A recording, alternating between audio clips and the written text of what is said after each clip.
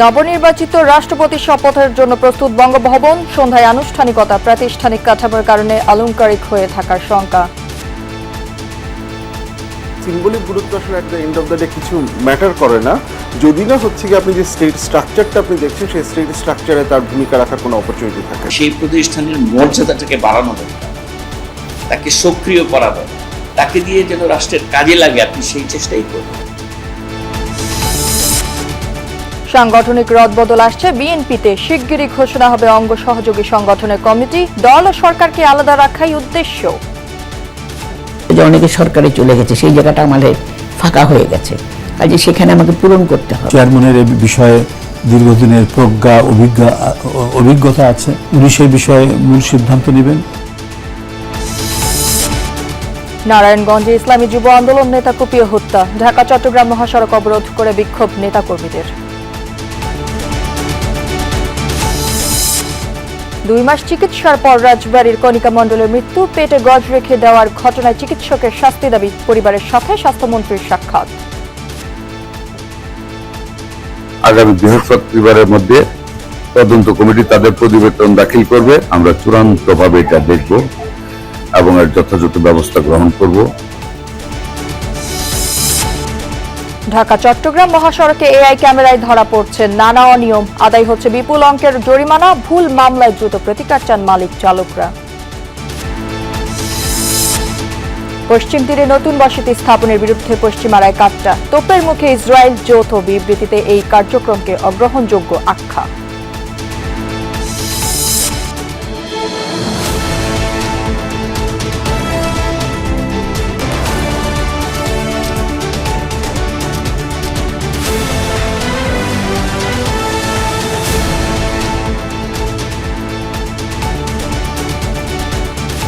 দর্শক, আমন্ত্রণ দুপুরে বাংলাদেশে। আপনাদের সাথে আছি আমি রাহেলা জ্যোতি। এতক্ষণ শিরোনাম দেখছিলেন, এবার থাকছে পুরো খবর।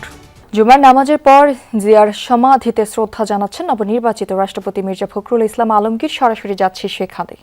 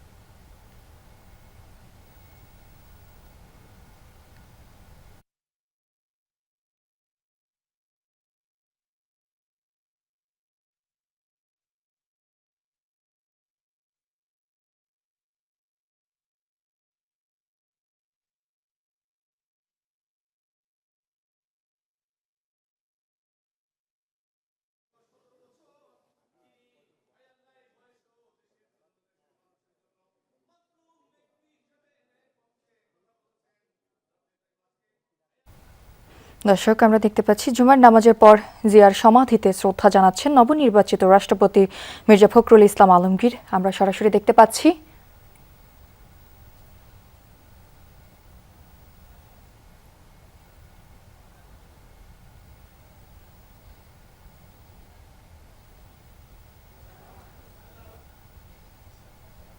রাষ্ট্রপতি মির্জা ফখরুল ইসলাম আলমগীর। দর্শক, আপনারা দেখছেন নবনির্বাচিত রাষ্ট্রপতি মির্জা ফখরুল ইসলাম আলমগীর এই মুহূর্তে সাবেক প্রধানমন্ত্রী এবং শহীদ প্রেসিডেন্ট জিয়াউর রহমান তাদের সমাধিস্থলে এসে শ্রদ্ধা জ্ঞাপন করছেন। এবং আজকের তার কর্মসূচির যেই বিভিন্ন বিষয় ছিল তার মধ্যে এটি দ্বিতীয় কর্মসূচি, অর্থাৎ দিনের শুরুতেই তিনি স্থানীয় যে নেতাকর্মীরা ছিলেন, অর্থাৎ ঠাকুরগাঁয়ে স্থানীয় যে নেতাকর্মীরা ছিলেন তাদের সকলের সাথে সকাল থেকে কিন্তু যে রাজধানীর হেয়ার রোডে তার যে নির্ধারিত বাসা রয়েছে সেই বাসভবন থেকে তিনি নেতাকর্মীদের সাথে সাক্ষাৎ করছিলেন, সৌহার্দ্য বিনিময় করছিলেন, কেক কাটছিলেন এবং তার পরবর্তীতে ফুলেল শ্রদ্ধায় সিক্তও হচ্ছিলেন। ফলে তার পরবর্তী সময় আসলে যে নির্ধারিত নামাজটি শেষে, জুমার নামাজ শেষে তিনি ছুটে এসেছেন শহীদ প্রেসিডেন্ট জিয়াউর রহমান এবং সাবেক প্রধানমন্ত্রী বেগম খালেদা জিয়ার সমাধিস্থলে। এখানে তিনি আসলে ফুল দিয়ে শ্রদ্ধা জ্ঞাপন করার পাশাপাশি তিনি এই মুহূর্তে দোয়া মানজাতে অংশ নিয়েছেন। আপনারা সেটি দেখছেন দর্শক, এই মুহূর্তে দোয়া মানজাতে অংশ নিয়েছেন নবনির্বাচিত রাষ্ট্রপতি মির্জা ফখরুল ইসলাম আলমগীর। এবং মূলত আজকের যেই আনুষ্ঠানিক যে শপথের পর্ব রয়েছে সেই পর্বের আগে এটি আসলে তার যে আনুষ্ঠানিক কার্যক্রম সেটি শেষ কার্যক্রম এবং সকালবেলা জুমার নামাজের সময় কিন্তু তিনি মূলত এই যে আনুষ্ঠানিকভাবে গতকাল নির্বাচিত হওয়ার পর জনসম্মুখে প্রথম এসেছেন এবং নামাজ পড়ার পরে সেখানে বিভিন্ন নেতাকর্মীর সাথে তিনি সৌহার্দ্য বিনিময় করেছেন। এই মুহূর্তেও কিন্তু তিনি যেই নেতাকর্মীরা রয়েছেন তাদের জন্য সৌহার্দ্য বিনিময়ের উদ্দেশ্যে তিনি বলছিলেন এবং হাত নেড়ে নেড়ে নেতাকর্মীদেরকে তিনি জানাচ্ছিলেন যে এই মুহূর্তে শ্রদ্ধা নিবেদন পর্ব শেষ করে তিনি এগিয়ে যাচ্ছেন গাড়ির দিকে। আমরা সামনে যেতে চাই, একটু যতখানি দেখছেন দর্শক যে এই মুহূর্তে তার যেই এইখানে শ্রদ্ধা নিবেদন পর্ব শেষে অর্থাৎ শহীদ প্রেসিডেন্ট জিয়াউর রহমান এবং সাবেক প্রধানমন্ত্রী বেগম খালেদা জিয়ার এই সমাধিস্থলে শ্রদ্ধা নিবেদন শেষে মূলত তিনি ফিরছেন এবং তিনি তার যে হেয়ার রোডের বাসায় সেখানেই ফেরার কথা এবং সেখান থেকেই মূলত যে বঙ্গভবনে নির্ধারিত আনুষ্ঠানিকতা রয়েছেন, শপথের যে আনুষ্ঠানিকতা সেখানে তিনি যুক্ত হবেন এবং সেই যুক্ত হওয়ার আগে এটি ছিল তার আনুষ্ঠানিক। দর্শক, জুমার নামাজের পর জিয়ার সমাধিতে শ্রদ্ধা জানাচ্ছিলেন এবং দোয়া ও মোনাজাত করছিলেন নবনির্বাচিত রাষ্ট্রপতি মির্জা ফখরুল ইসলাম আলমগীর এবং সেখান থেকে আরও বিস্তারিত জানাচ্ছিলেন আমাদের সহকর্মী আহমেদ রেজা। ধন্যবাদ আপনাকে রেজা। দেশের 23তম রাষ্ট্রপতি মির্জা ফখরুল ইসলাম আলমগীরের শপথ অনুষ্ঠান আজ সন্ধ্যায় বঙ্গভবনের দরবার হলে শপথ গ্রহণ করবেন তিনি। নবনির্বাচিত রাষ্ট্রপতিকে শপথ পড়াবেন জাতীয় সংসদের ভারপ্রাপ্ত স্পিকার কায়সার কামাল। অনুষ্ঠানে বিদায়ী রাষ্ট্রপতি, প্রধানমন্ত্রী, প্রধান বিচারপতি সহ দেশি বিদেশি কূটনীতিকরা উপস্থিত থাকবেন। এর আগে বৃহস্পতিবার রাষ্ট্রপতি নির্বাচন অনুষ্ঠিত হয়। 255 ভোট পেয়ে নির্বাচিত হন বিএনপি প্রার্থী মির্জা ফখরুল ইসলাম আলমগীর, আর 11 দলীয় ঐক্যের প্রার্থী অলি আহমদ পেয়েছেন 88 ভোট। গণনা শেষে প্রধান নির্বাচন কমিশনার এএমএম নাসির উদ্দিন মির্জা ফখরুল ইসলাম আলমগীরকে বিজয়ী ঘোষণা করেন। এরপর ইসির সিনিয়র সচিব আখতার আহমেদ স্বাক্ষরিত প্রজ্ঞাপন ও গ্যাজেট জারি করা হয়।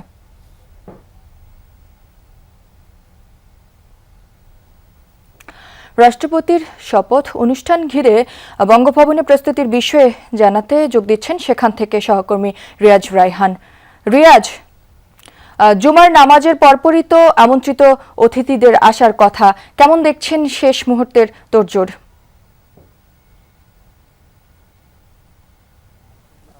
আর মাত্র 5 ঘন্টার অপেক্ষা, তারপর দায়িত্ব নেবেন দেশের 23তম নবনির্বাচিত রাষ্ট্রপতি মির্জা ফখরুল ইসলাম আলমগীর। তো যেহেতু এখনো 5 ঘন্টা সময় রয়েছে, সুতরাং আসলে এত তাড়াতাড়ি অতিথির আসার কথা নয়।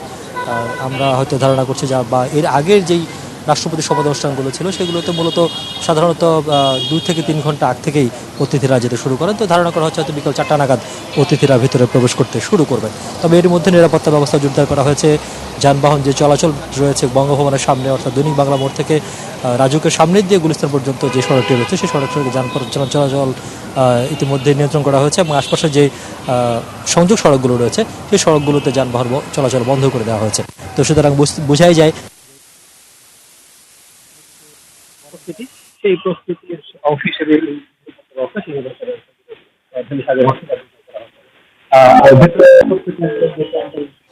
আর ভেতরের প্রস্তুতি আসলে যেহেতু আমাদের এখান থেকে দেখার সুযোগ নেই, তো ধারণাই করা যায় রাষ্ট্রপতিকে সংবর্ধনা অর্থাৎ রাষ্ট্রপতির যে শপথ অনুষ্ঠান সেই শপথ অনুষ্ঠানের বিস্তারিত প্রস্তুতি নিশ্চয়ই ভেতরে নেওয়া হয়েছে এবং তারপর মূলত এই সহস্রাধিক মানুষের উপস্থিতিতে যে শপথ অনুষ্ঠানটি অনুষ্ঠিত হবে সেটি সবসময় জাঁকজমকপূর্ণ হয় এবং এইটি গণমাধ্যমের কল্যাণে বা গণমাধ্যমের মাধ্যমে দেশের মানুষ এর আগেও দেখেছেন। তো এবারও হয়তো ব্যতিক্রম হওয়ার কথা নয়, এবারও সেভাবেই হবে এবং আমন্ত্রিত অতিথিদের মধ্যে প্রধানমন্ত্রী, মন্ত্রিপরিষদ সদস্য, জাতীয় সংসদের সরকারি এবং বিরোধী দলের সদস্যবৃন্দ, কূটনৈতিক মিশনের সদস্য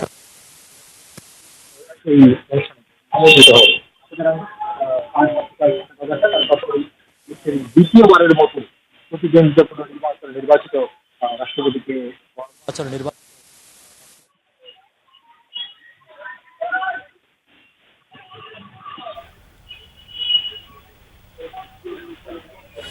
রিয়াজ, আপনাকে ধন্যবাদ। ব্যক্তি মির্জা ফখরুল ইসলাম আলমগীর রাষ্ট্রপতি হলেও প্রাতিষ্ঠানিক কাঠামোর কারণে তিনিও কেবলই আলংকারিক হয়ে থাকবেন বলে শঙ্কা বিশ্লেষকদের। বলছেন বিভিন্ন সাংবিধানিক পদে নিয়োগ, সংসদের বিলে সম্মতিসহ অনেক ইস্যু রাষ্ট্রপতির টেবিল পর্যন্ত যাওয়ার যে সুযোগ, তাতে রাষ্ট্রপতির নির্মোহ মূল্যায়ন ও মতামত রাখতে পারে গুরুত্বপূর্ণ ভূমিকা। আশা, স্বাক্ষরিত জুলাই সনদ বাস্তবায়িত হলে প্রধানমন্ত্রীর সাথে ক্ষমতার খানিকটা ভারসাম্য আসবে, যার সুফল পাবে দেশ। মির্জা ফখরুল ইসলাম আলমগীর সর্বোচ্চ সংখ্যক ভোটপ্রাপ্ত হওয়ায় রাষ্ট্রপতি পদে টানা ৩৫ বছর নির্বাচনে জিতে বঙ্গভবনে যাচ্ছেন রাষ্ট্রপতি মির্জা ফখরুল ইসলাম আলমগীর। আগামী ৫ বছর অর্থাৎ পরবর্তী নির্বাচন পর্যন্ত রাষ্ট্রের সাংবিধানিক প্রধান থাকার কথা বর্ষিয়ানি রাজনীতিকের। প্রধানমন্ত্রী ও প্রধান বিচারপতি নিয়োগ ছাড়া অন্য সব দায়িত্ব পালনে প্রধানমন্ত্রীর পরামর্শ নেওয়ার বাধ্যবাধকতা রয়েছে। বিদ্যমান কাঠামোতে নির্দিষ্ট ক্ষেত্রে সাজা মাফ বা কমানো আর কিছু আনুষ্ঠানিকতা করতে পারেন রাষ্ট্রপতি।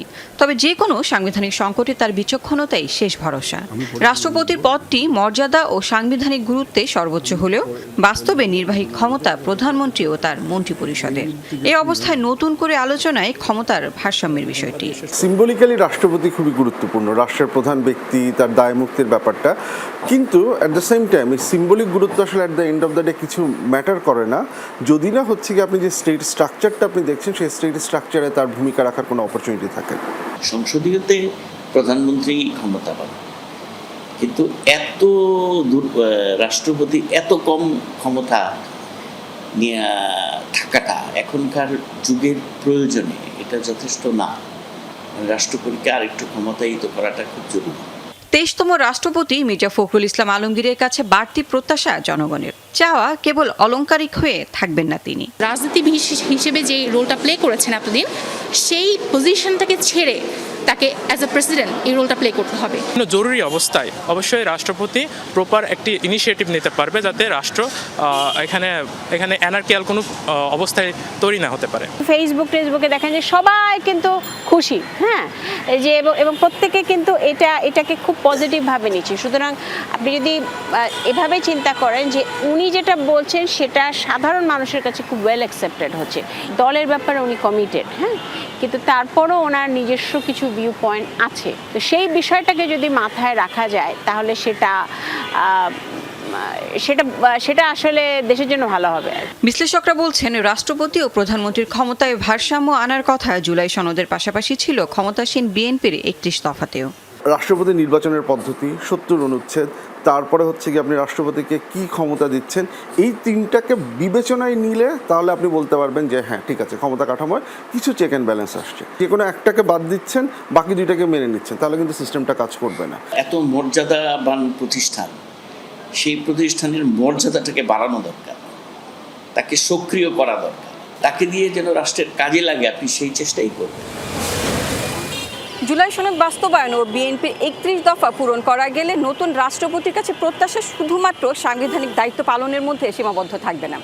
ভবিষ্যৎ রাষ্ট্র ব্যবস্থায় তিনি কিভাবে নিরপেক্ষতা, জবাবদিহিতা এবং ক্ষমতার ভারসাম্যের প্রতীক হয়ে উঠতে পারেন সেটিও গুরুত্বপূর্ণ হয়ে উঠবে। লাভলি বিথি, যমুনা নিউজ, ঢাকা। মির্জা ফখরুল ইসলাম আলমগীর দেশের ২৩তম রাষ্ট্রপতি নির্বাচিত হওয়ায় উচ্ছ্বসিত ঠাকুরগাঁওয়ের সাধারণ মানুষ ও বিএনপি নেতাকর্মীরা।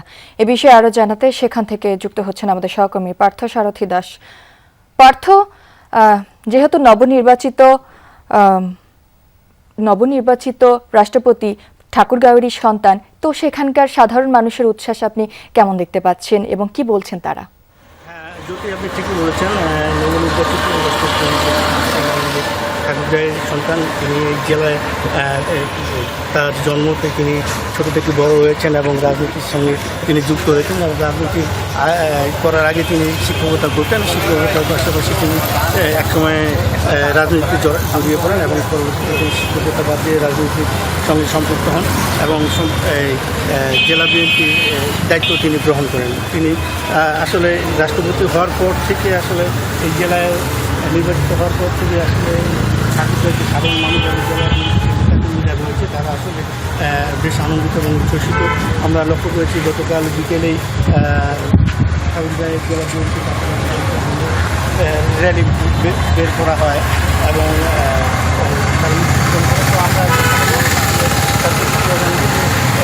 আপনি কী করতে চাইছেন? আসসালামু আলাইকুম। আমরা খুব দারুণ কাজ করতে চাই আমার রাষ্ট্রপতি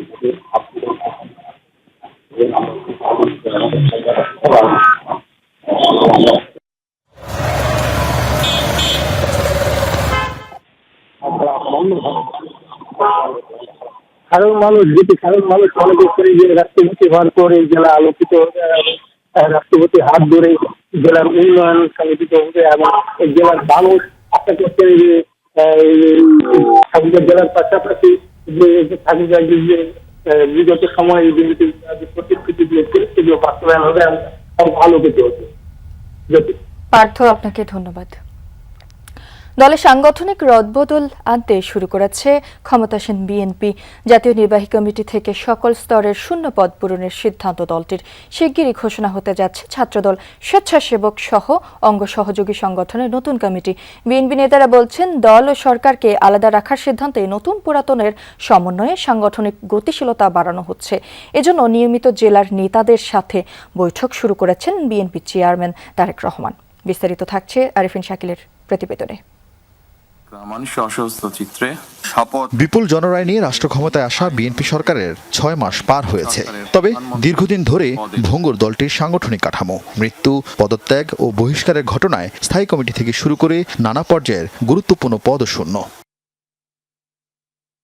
যদিও শনিবার দলের উপদেষ্টা কাউন্সিলের 3 সদস্য ও সিনিয়র যুগ্ম মহাসচিব রুহুল কবির রিজভীকে স্থায়ী কমিটিতে অন্তর্ভুক্ত করেছে বিএনপি। গঠনতন্ত্রে স্থায়ী কমিটির পদ সংখ্যা 19।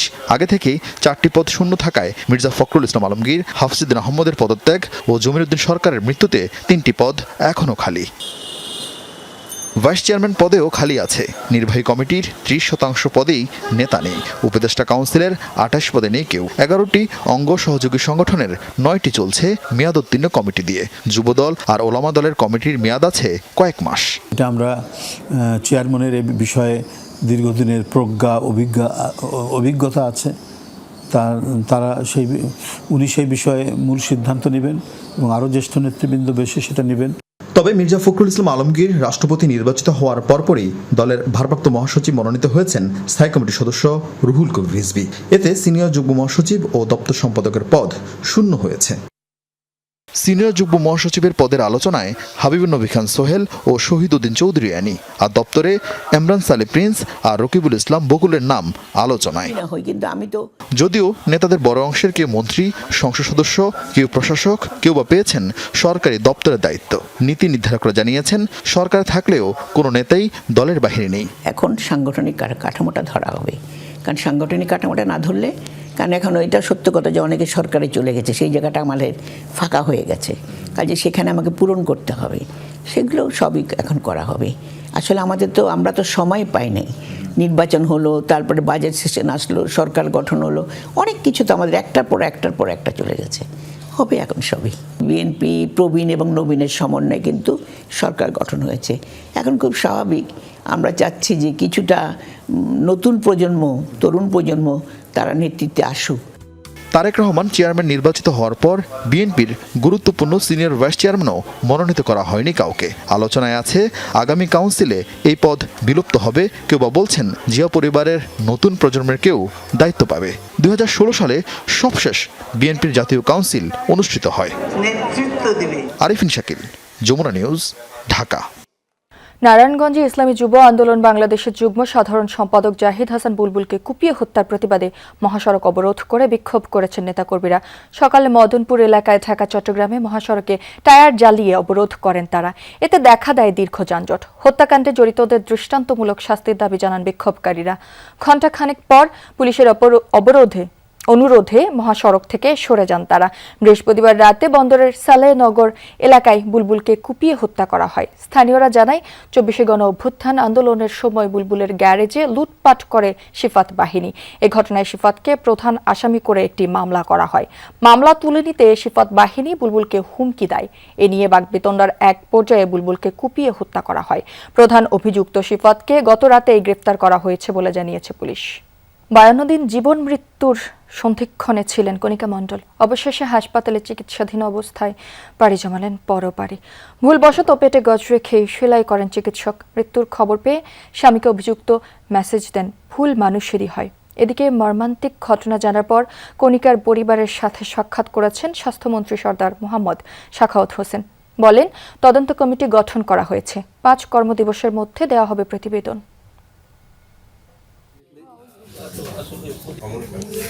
1.5 মাসের ছোট্ট শিশু জন্মের পর থেকেই ঠিকঠাক পায়নি মায়ের ভালোবাসা। চিকিৎসকের ভুলে পরপারে পাড়ি জমিয়েছেন মা কণিকা মণ্ডল। 2 পুত্রের পর এবার কণিকার গর্ভে এসেছিল কন্যা শিশু। অনাগত সন্তানকে নিয়ে ছিল নানা স্বপ্ন।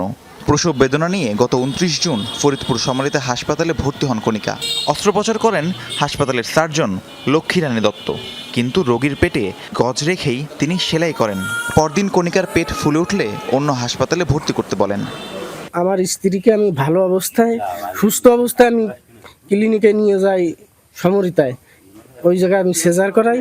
সেজার করার পরে এরা গজ রেখে একটা নাড়ি কাটিয়ে গজ রেখে সেলাই করে এরা মানে যে এমন ক্রিটিক্যাল করে, এই রুগী আমি তখন কোনো ফরিদপুর কোনো ইসি রাখে না। ডক্টর যখন ওকে সিজার করে তখন ডক্টর বলছিল যে হায় হায় আমি কি করলাম, কি হয়ে গেল, হ্যাঁ কাউকে ডাকেন, অন্য ডক্টরকে ডাকেন, অন্য ডক্টরকে ডাকেন।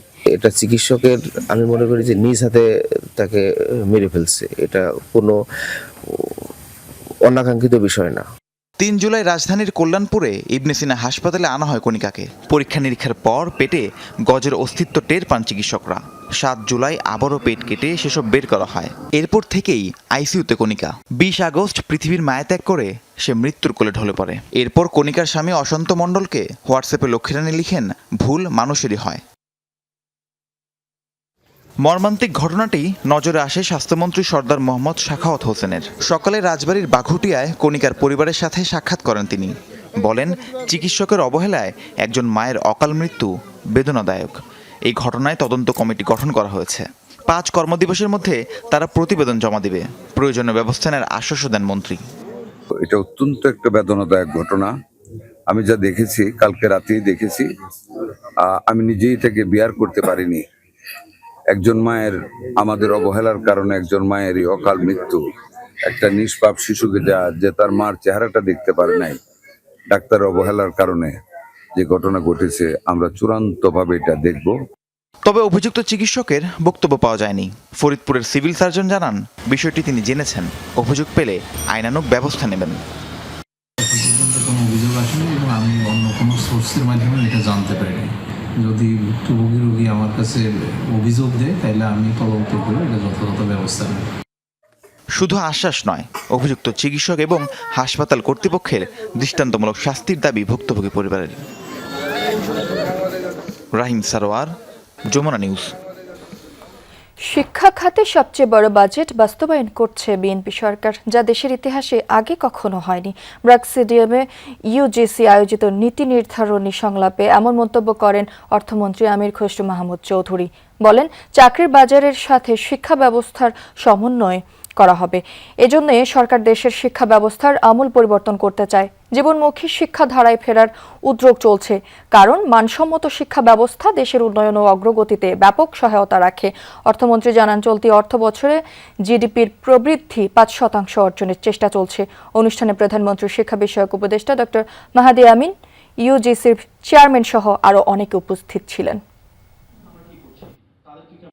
শিক্ষা খাতের সবচেয়ে বড় বাজেট বাংলাদেশের ইতিহাসে, শিক্ষা খাতে এত বড় বাজেট কোনো সময় হয় না। শিক্ষার যে জায়গায় গিয়ে পৌঁছেছে সেখান থেকে এখন আমরা সেলভেজ করার চিন্তা করছি। শিক্ষা ব্যবস্থা সার্বিকভাবে এখান থেকে আমরা বেরিয়ে এসে সত্যিকার অর্থে রিয়েল লাইফ নিড বেসড একটা এডুকেশন, যেটা আমরা সেখানে যেতে চাচ্ছি। হতে পারে ইউনিভার্সিটিতে একজন অনার্স করছে, তার পাশাপাশি অপশনাল হতে পারে 3 মাসের কোনো অ্যাডিশনাল কোর্স করতে পারছে না, যেটা রিয়েল লাইফের সাথে রিলেটেড। জেনেভা ক্যাম্পের আলোচিত শীর্ষ সন্ত্রাসী ও মাদক কারবারি চুয়া সেলিমকে গ্রেফতার করেছে র্যাব-2। হত্যা ও মাদকসহ বিভিন্ন অভিযোগে তার বিরুদ্ধে রয়েছে 36টি মামলা। সকালে র্যাব-2 এর সদর দপ্তরে সংবাদ সম্মেলনে এই তথ্য জানান র্যাব-2 এর অধিনায়ক নয়মুল হাসান। তিনি বলেন, গোয়েন্দা তথ্যের ভিত্তিতে মোহাম্মদপুরের জেনেভা ক্যাম্পের একটি গোপন স্থানে অভিযান চালিয়ে শীর্ষ সন্ত্রাসী ও মাদক কারবারি সেলিম আশরাফি ওরফে চুয়া সেলিমকে গ্রেফতার করা হয়। এ সময় তার কাছ থেকে একটি পিস্তল, 2 রাউন্ড গুলি এবং মাদক উদ্ধার করা হয়। র্যাবের দাবি, দীর্ঘদিন ধরে জেনেভা ক্যাম্প ও আশেপাশের এলাকায় মাদক ব্যবসায়ী সিন্ডিকেট মারামারি ও বিভিন্ন অপরাধ করে আসছিলেন চুয়া সেলিম। তার বিরুদ্ধে হত্যা, অস্ত্র, মাদক সহ 36টি মামলা রয়েছে। এর আগে 2025 সালের 8 জানুয়ারি ধানমন্ডি এলাকা থেকে তাকে গ্রেফতার করেছিল র্যাব-2। তবে এমন আসামি জামিন পাওয়ায় হতাশা প্রকাশ করেন এই অধিনায়ক।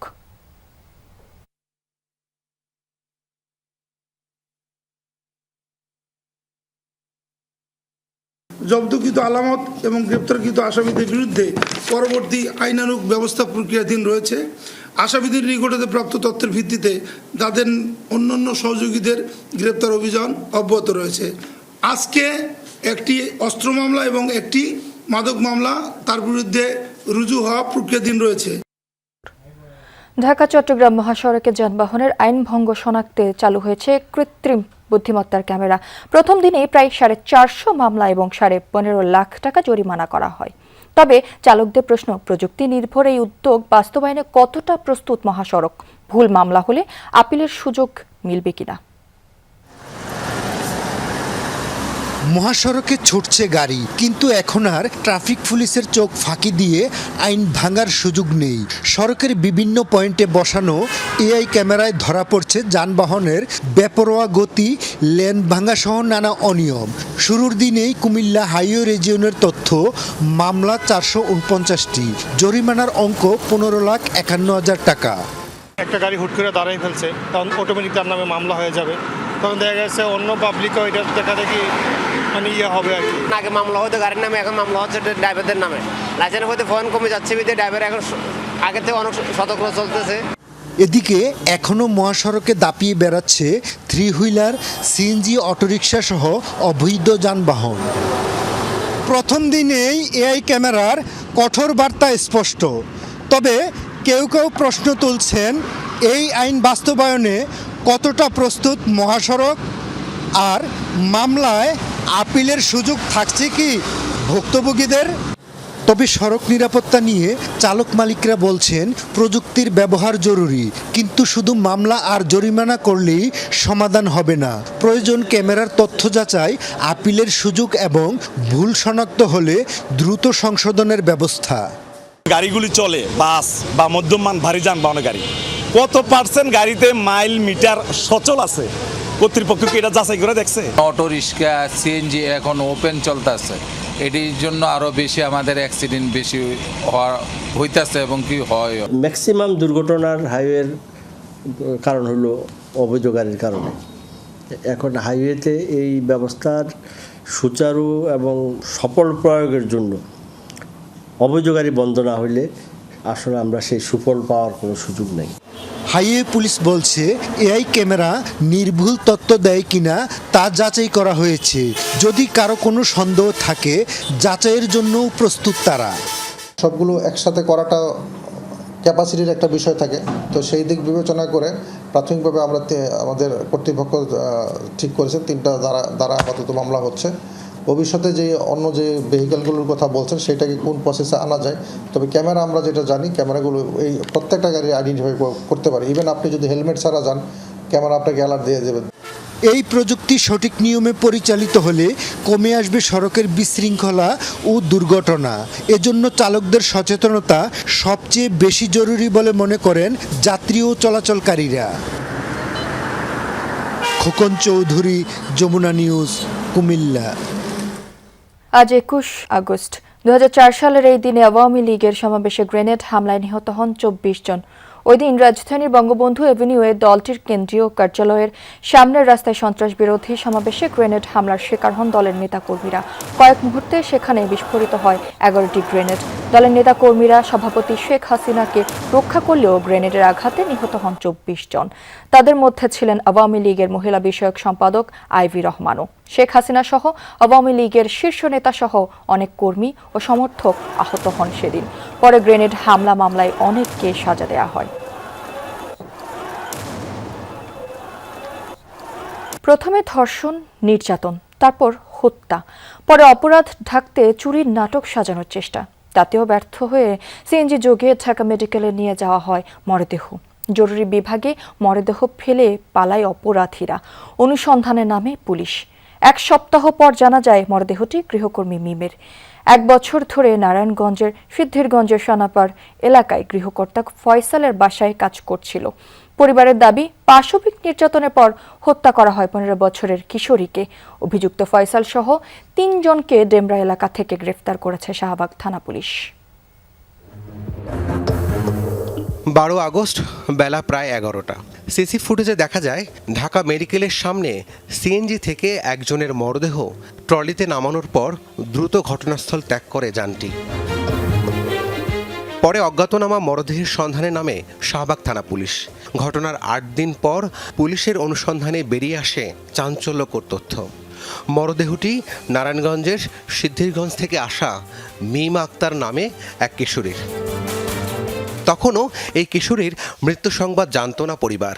স্বজনদের অভিযোগ, গৃহকর্তা ফয়সাল নির্যাতনের পর মিমকে হত্যা করেছে।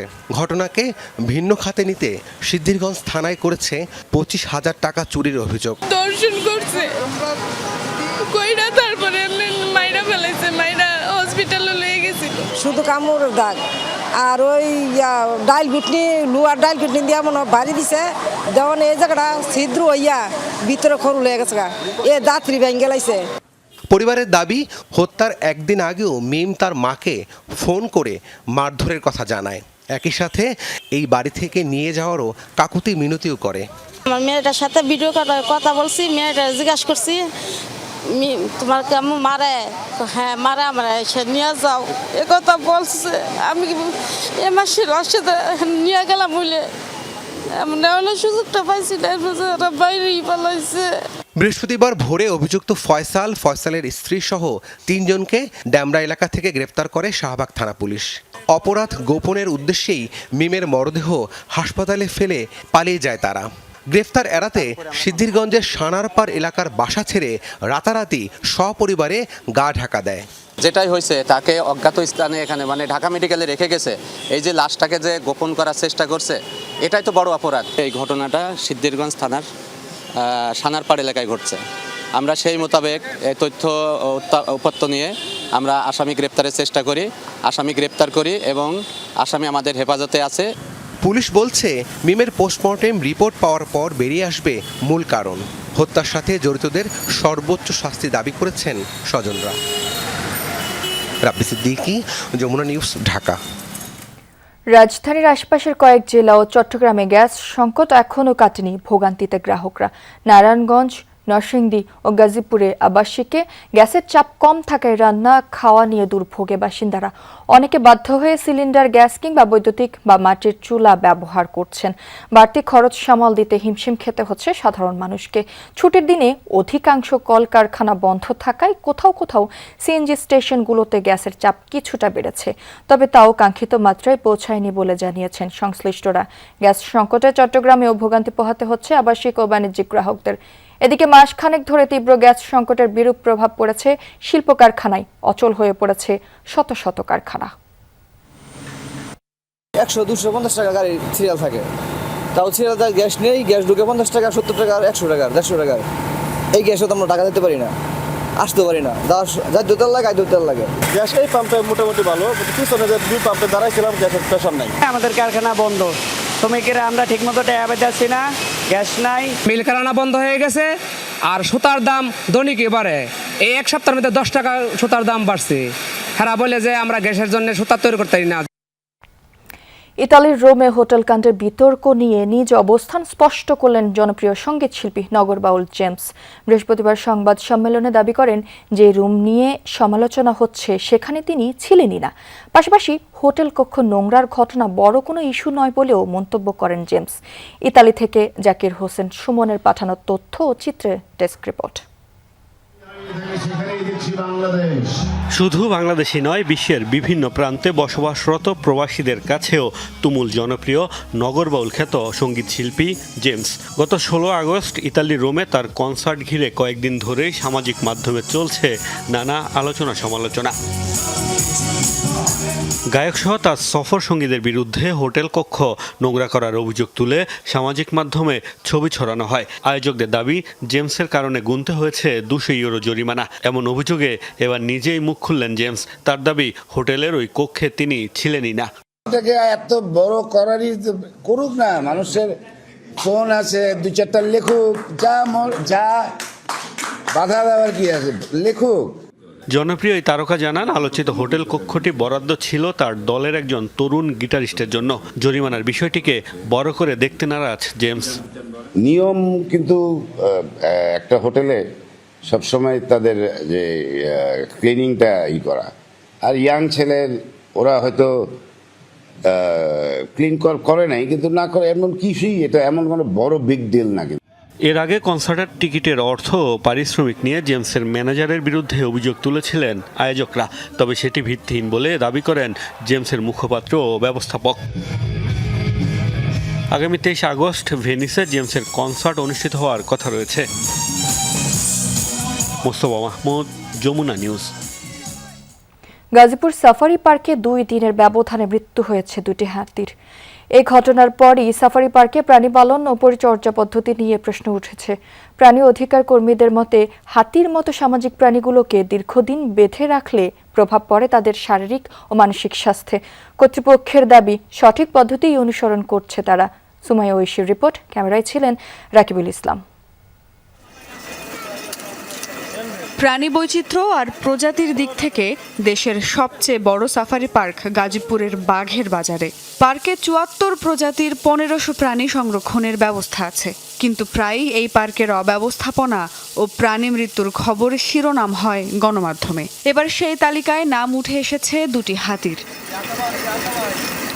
চলতি মাসে 2 দিনের ব্যবধানে 2টি হাতি মারা গেছে। পার্ক কর্তৃপক্ষ বলছে, গত 6 আগস্ট ব্যাকটেরিয়ায় আক্রান্ত হয়ে মৃত্যু হয় হাতি রাজ বাহাদুরের, আর পরদিন চিকিৎসাধীন অবস্থায় মারা যায় 10 বছর বয়সী আরেক হাতি রাজু বাহাদুর। 24 মে আরেক হাতির আক্রমণে জখম ছিল প্রাণীটি। থাইল্যান্ড থেকে চিকিৎসক দল এনেও হয়নি প্রাণ রক্ষা। এই ঘটনার পর থেকেই সাফারি পার্কে হাতি সংরক্ষণ ও পরিচর্যা ব্যবস্থা নিয়ে প্রশ্ন উঠছে। সরেজমিনে দেখতে হাতিশালায় টিম যমুনা।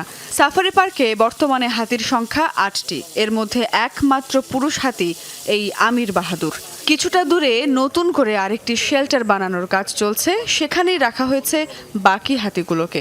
মাহুতের দাবি, সকাল বিকাল মুক্ত পরিবেশে হাতিগুলোকে 2 বার চড়ানো হয়, বাকি সময় বেঁধে রাখা হয় এখানে।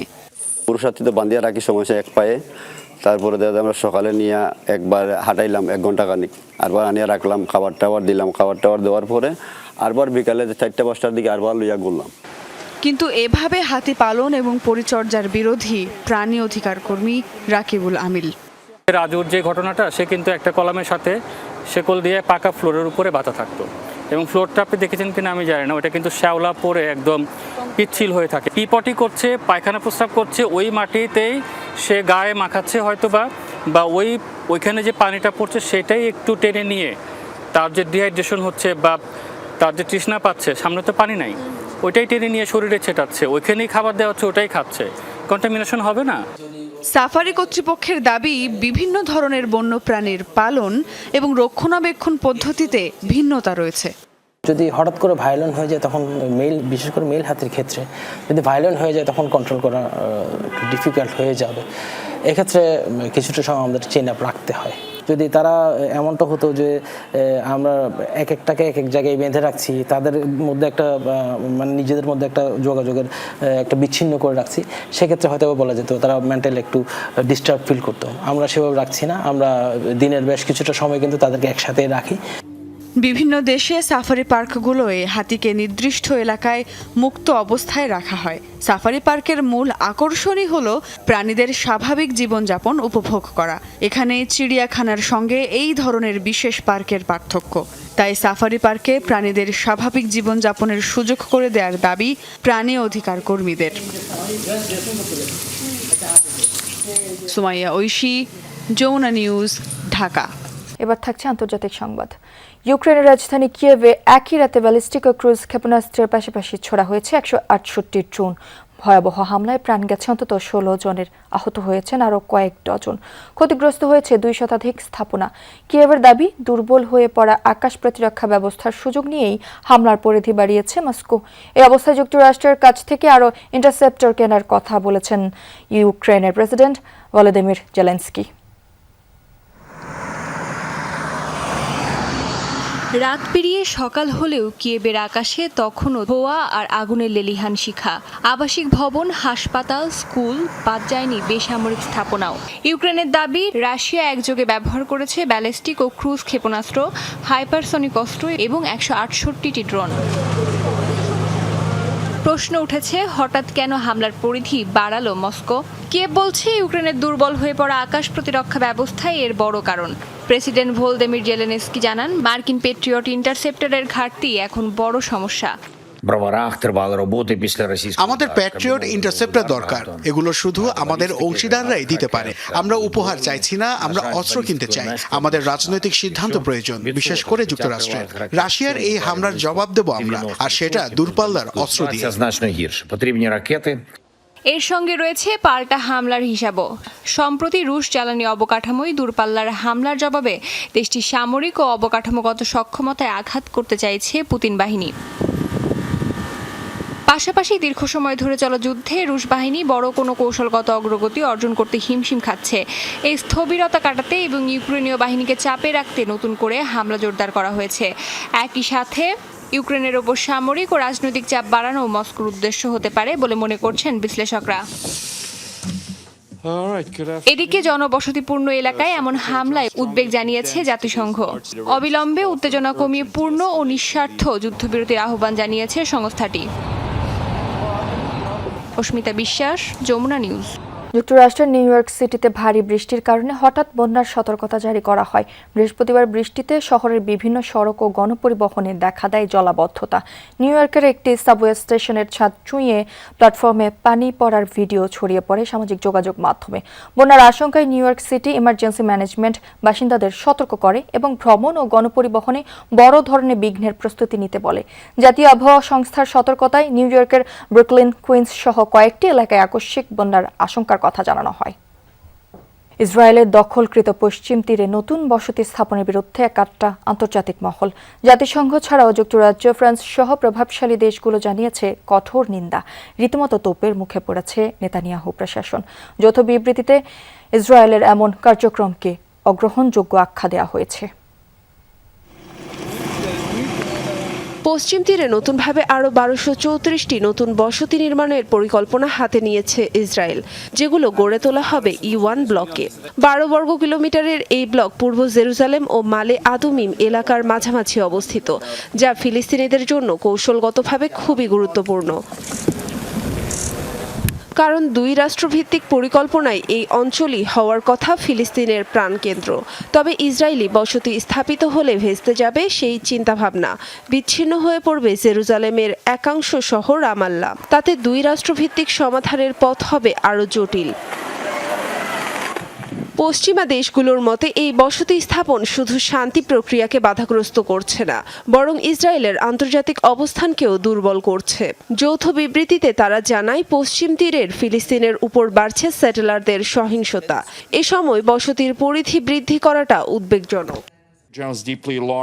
অধিকৃত পশ্চিম তীরে নতুন অবৈধ বসতি স্থাপন এবং দরপত্র আহ্বানের বিষয়ে গভীর উদ্বেগ প্রকাশ করেছেন জাতিসংঘের মহাসচিব।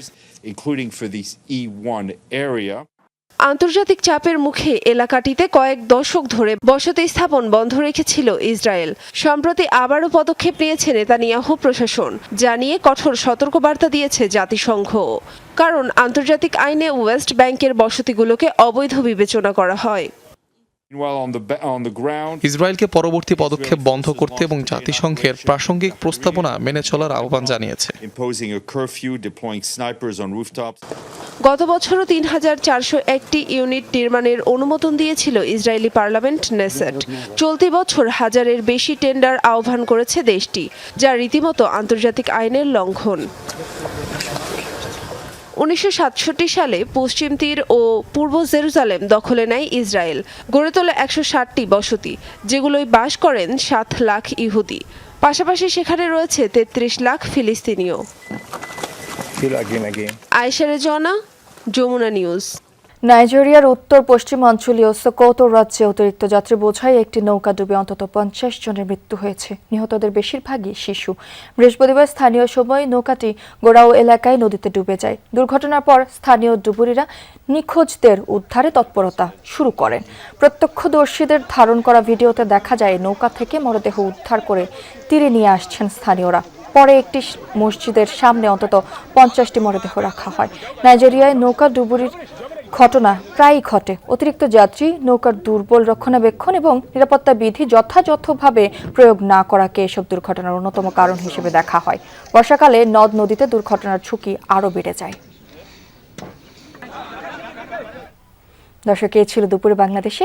এতক্ষণ যারা সাথে ছিলেন সবাইকে ধন্যবাদ।